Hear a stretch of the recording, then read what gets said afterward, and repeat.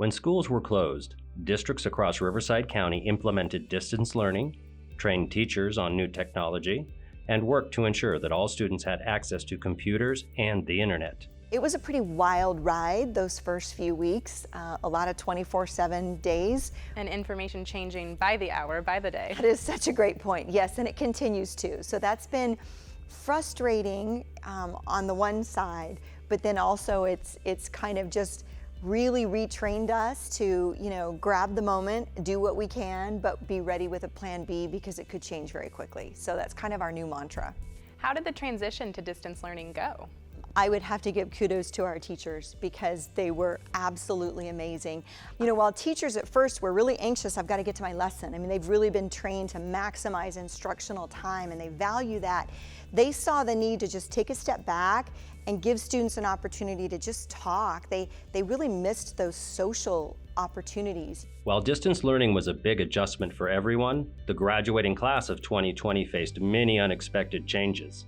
Traditions from prom to grad night were canceled and replaced with drive-by car parades and celebratory lawn decor. Social media adopted senior groups connected graduates to community members who showered them with gifts. And schools stepped in with their own creative acknowledgments. This year we actually did a couple extra special things for the students. We paid for their yard signs and delivered those, and we also got the class of 2020 chaparral face masks, which obviously isn't a normal thing to buy our kids, it's face masks. One of the things we've done is we'll be giving all of our senior spring athletes their letters and pins for their Letterman's jackets for free this year. Just so that they can walk away with something from this year.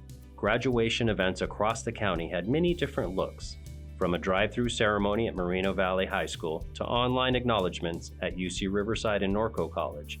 School officials worked hard to recognize their graduates while maintaining social distancing requirements. Temecula Valley High Schools held their graduations as usual, but with staggered student arrivals and no large audience cheering in the stands. We just really wanted a very authentic experience for them.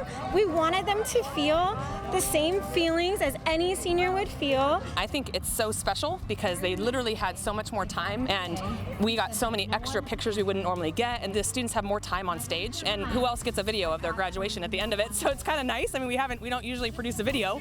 I am here with Maya, who just graduated. Congratulations. Thank you. How do you feel? Excited. The process seemed to be pretty smooth. Did you agree? It did. It went really smooth, actually. Wow! Graduation during a pandemic!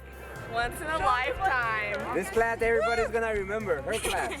2020! 2020! While these seniors head into the next stage of their lives, the 2021 school year is currently being redesigned to keep students and teachers as safe as possible. As of today, as of this hour, I can speak and tell you what I think it will look like. We will be offering 3 models in Temecula Valley Unified School District. We will be offering a traditional model where students will come to school every day, 5 days a week. There will be some modifications. There will be far more disinfecting and sanitizing of schools. There will be less interaction with students from other classes. Second model is what we're calling a blended model. At the elementary level, that looks like students coming to school half of the class at a time. At the secondary level, you would only come to school for 1 or 2 periods a day, and then there's a full-time online option for all kids, TK through 12 as well. If you choose the blended model or the online model, you're getting the same, what we call a guaranteed and viable curriculum that matches what's happening in our brick and mortar classrooms. I believe our neighbor to the north, Murrieta, is offering all 3. Which parts of the plan do you think will be easily adapted, and what challenges do you foresee? Wow, I think most of it is going to be difficult, but if I had to pick what would be the easiest, I would say that probably our student reactions. Kids are just so resilient, and kids embrace change. Our teachers are fabulous, but it will be a little more difficult because they've been doing things a certain way for a long time. What advice do you have to teachers and students to getting back to our new normal? As cavalier as it sounds, roll with it. That's what we're telling ourselves daily, and extending a little bit more grace to people than we normally would.